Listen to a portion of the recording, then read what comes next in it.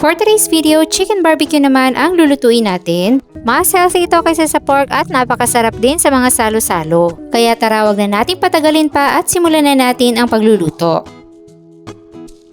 Gagamit tayo dito ng chicken breast. 1/2 kilo lang yung gagamitin natin para sa recipe na to. Isa-slice lang natin to sa maliliit na hiwa, bite-sized pieces.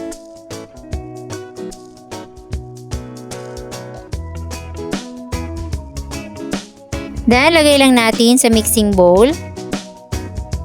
Tapos, magmamarinate na tayo. Lalagyan natin yan ng 2 tablespoon ng brown sugar, 2 tablespoon ng toyo, 1 tablespoon ng oyster sauce, 3 piraso ng pinigang kalamansi, dinikdik na bawang. Kung gusto nyong i-mince, pwede rin naman. 1/4 cup ng banana ketchup, paminta powder,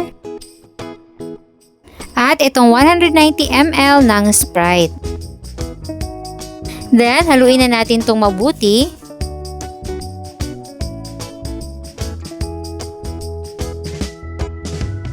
Pagkatapos natin yung mahalo, takpan lang natin ng cling wrap at i-marinate ito for at least 4 hours. Pwede nyo rin ito ibabad overnight para mas masarap. Then, yung mga barbecue stick natin, ibababa din natin sa tubig para hindi madaling masunog kapag nag-ihaw na tayo. Then, bago tayo mag-ihaw, gagawa muna tayo ng ating basting sauce. Meron tayong 1/2 cup ng banana ketchup, 1 tablespoon ng brown sugar, 1 tablespoon ng toyo, dinikdik na bawang, at 2 tablespoon ng cooking oil. Mix lang natin yung mabuti hanggang sa ma-dissolve yung sugar. Then, set aside lang muna at balikan na natin yung ating marinated na chicken. So, ilalagay na natin to sa ating barbecue stick.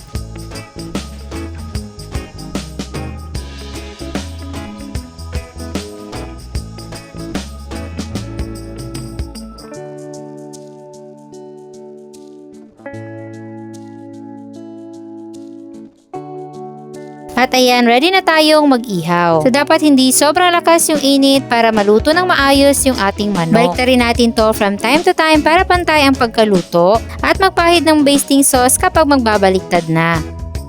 Huwag niyo siya masyado ilapit sa uling at dapat may saktong distansya para hindi siya madaling masunog.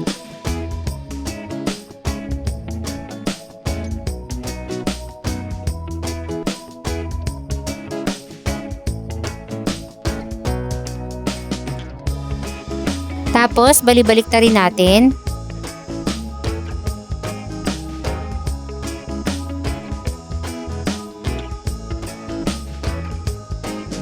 Kapag ganito na yung itsura ng ating manok at clear na yung liquid na lumalabas, ibig sabihin luto na ang ating chicken.